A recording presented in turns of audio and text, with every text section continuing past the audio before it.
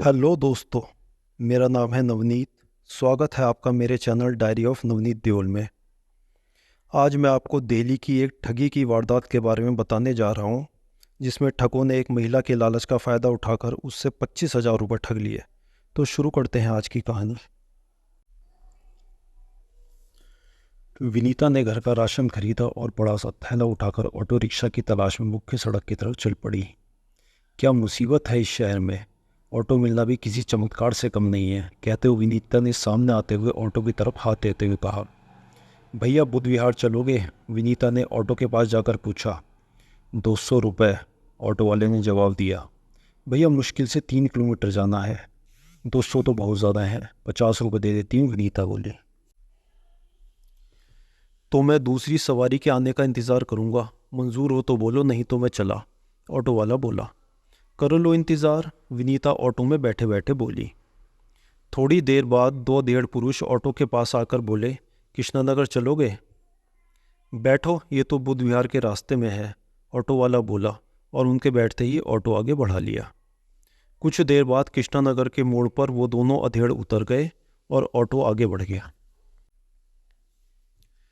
तभी विनीता की निगाह एक छोटे से पाउच पर गई जो ऑटो के फर्श पर था।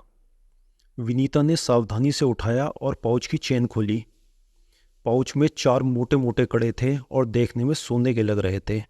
विनीता के मन में लालच जागा और उसने एक बार ऑटो को देखकर वो पाउच अपने बैग में रख लिया। तभी ऑटो रुका और ऑटो वाला पीछे की तरफ आकर बोला, मैडम जो आपने उठाया है वह भी उतरी सवारी का है, लाइए मैं उन्हें वापस कर दूं। ऑटो वाले की बात सुनकर विनीता घबरा गई और बोली, बकवास मत कर, ये ज्वेलरी तो मैं भी अभी खरीद कर लाई हूँ। तो बिल दिखाओ। मैडम लालच मत करो, बेकार में पुलिस का चक्कर पड़ जाएगा।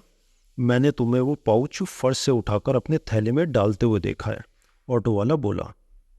तुम ठग हो, मैं तुम्हारी रिपोर्ट पुलिस में कर दूंगी, विनीता ने झूठी हिम्मत दिखाते हुए बोला। यही तो मैं कह रहा हूँ, चलो पुलिस के पास चलते हैं। पाउच के गहनों की रसीद तुम्हारे पास हुई तो गहने तुम्हारे, नहीं तो पुलिस गहनों को उनके असली मालिक तक पहुंचा देगी, ऑटो वाला ऑटो में बैठकर ऑटो को पीछे की तरफ मोड़ते हुए बोला। पुलिस के नाम से विनीता थोड़ी घबरा गई, लेकिन गहनों का लालच न छोड़ते हुए बोली, ये मुझे मिले हैं इसलिए मेरे हुए, तुम चाहो तो आधे रख लो। मैडम ये सब हमसे नहीं आता, हम थाने ही चलते हैं, ऑटो लगातार थाने की तरफ बढ़ाते हुए बोला। अजीब पागल हो, आधे गहने भी नहीं चाहिए? ये मुश्किल से 10,000 के गहने होंगे, 5,000 लो और अपना रास्ता नापो। विनीता जानती थी कि वो कड़े कम से कम 2 लाख के होंगे, इसलिए वो ड्राइवर को लालच दिखाते हुए बोली। क्या बात कर रही हो आप, मुझे तो किसी भी तरह पाउच में 50,000 का माल लग रहा है, ऑटो वाला बोला। तो 25,000 लो और दफ़ा हो जाओ, विनीता गुस्से से बोली। 25,000 कैश दीजिए, ऑटो वाला ऑटो रोकते हुए बोला। ये लो 5,000 कैश और 20,000 की मेरी गोल्ड चेन, विनीता चैन और रुपए ऑटो वाले के हाथ में रखते हुए बोली। ऑटो वाले ने बुरा सा मुंह बनाकर रुपए और चैन ली और बोला, ऑटो का भाड़ा तो दे दो। बहुत लालची हो, इतने से पेट नहीं भरा तुम्हारा? मुझे तुम्हारे ऑटो से जाना ही नहीं है, अब दफ़ा हो जाओ, विनीता ऑटो से उतरते हुए बोली। इससे पहले ऑटो वाला कुछ कहता, विनीता ने पीछे से आ रहे ऑटो को पकड़ा और वहाँ से चली गई। ऑटो वाले ने ऑटो मोड़ा और आगे बढ़ गया। आगे मोड़ पर वही अधेड़ पुरुष खड़े थे। उसने उनके पास जाकर ऑटो रोका और वो दोनों ऑटो में बैठ गए।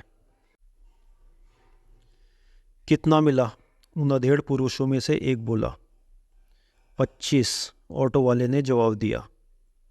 ऑटो का एक दिन का किराया 1,000 और नकली सोनों के कड़ों के 2,000, काटकर 22,000, यानी तीनों के लगभग 7-7 हज़ार रुपये, दूसरा वाला अधेड़ आदमी बोला। सही है यार, चैन झपटने से तो ये ठगी का धंधा अच्छा। अब कल के लिए ठगी का नया प्लान बनाओ, ये ऑटो वाला प्लान अब दोबारा यूज़ करना ठीक नहीं है, कहते हुए ऑटो वाले ने ऑटो आगे बढ़ा लिया। दोस्तों सावधान और सतर्क रहिए, और ऐसी ठगी से अपने को सुरक्षित रखिए। कहानी पसंद आई हो तो लाइक एंड शेयर कीजिए, चैनल को सब्सक्राइब कीजिए। जल्द ही मिलते हैं नई कहानी के साथ। धन्यवाद।